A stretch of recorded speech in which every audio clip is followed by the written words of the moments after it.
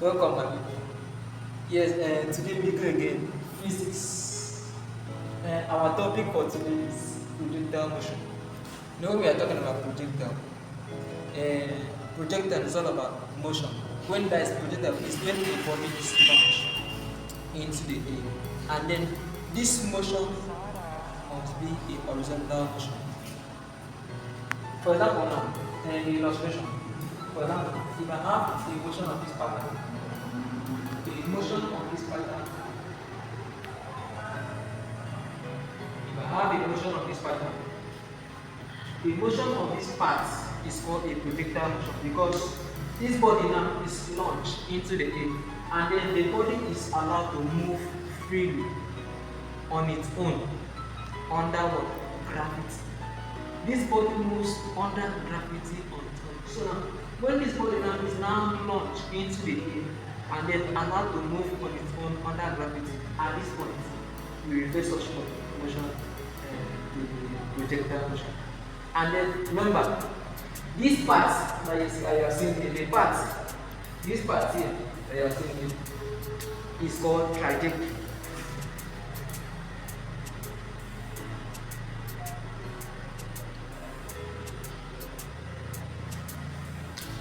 The part that I have seen here is called trajectory. That means the part followed by the projectile motion is called trajectory. So now, remember, here at this point is called the range, and here is my what? Maximum height. Here is my maximum height. Here is my maximum. So now, the question says a body is projected horizontally from the top of a building 30 meters high. The time taken by it to reach the ground is. So now, let me say this is my building. Assuming the diagram is my building, and then they say height of this building is 30 meters high. So let me say from this one, from here to this one, this is 30 meters. 30 meters high. So now, they ask me the time taken for this body to drop. Time taken for this body to drop, that is time equals to time taken for this body to drop down, that is this body to drop from the maximum height which is 30. Remember, when you are solving time for a body to drop, remember our formula is T equals to square root of 2h all over g. This formula is gotten from second equation of motion. This formula I have seen here, which says second equation of motion under gravity, which says that h equals to what? H naught plus ut plus half g t squared. This is our second equation of motion.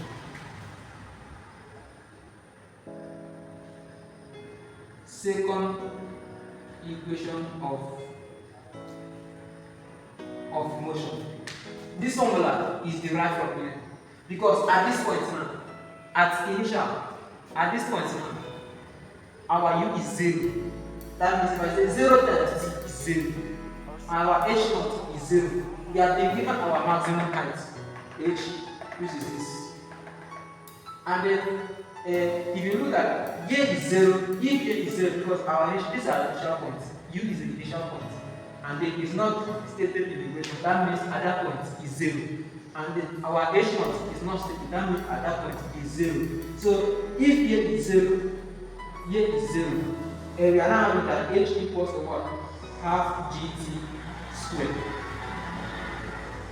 We are having that h equals to half gt squared. So from here, if you want to measure your t subject formula, you have that t squared will be equals to h all over half g.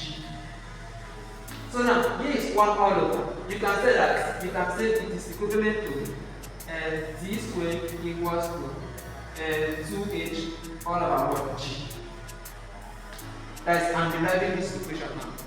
I'm deriving this formula. So from here, You want to, you are looking for T, and you are not looking for T square. So from here, you can say that our T, equals to what? Square root. That means you take square root of those things.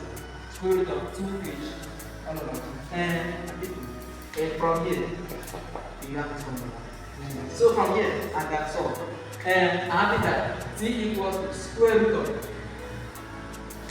our h in the equation. Our h. But remember, first and foremost, always sort out the parameters first. Sort out the parameters. So let me sort out my parameters. I'm having that my h equals to what? 80 meters. Then my t equals to what? Oh no, I'm looking for t. I think that these ones are 0 because it's not stated. This one is 0. That's why I arrive at this formula. So t equals to 2h all over g. So from there I can say that t equals to square root of 2 times our h is 80 divided by our t is 9.81. Our t is 9.81. So from there I can say that it is t equals to square root of 2 times 80, that will be 60 over what? 9.81. So now if you 60 divided by 9.81, if you press your calculator, that will be 60 divided by 9.81. I think we are having 6.11. That means t equals to square root of 6.11. 6.12. 6.12. So from the if you take square root of 6.12, and our t equals to what? 2.4 seconds. Just take the square root of that. Square root of 6.12. You're having 2.4. Or you can say 2.47, approximately 2.5 seconds. 2.47, approximately 2.5 seconds.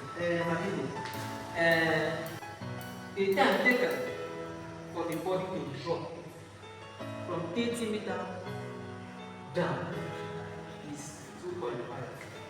That means our T is 2.5 seconds.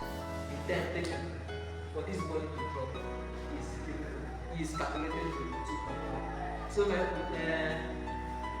this will begin our class for today. Thank you for watching. God bless. Stay informed. In our next video, we continue. Thank you.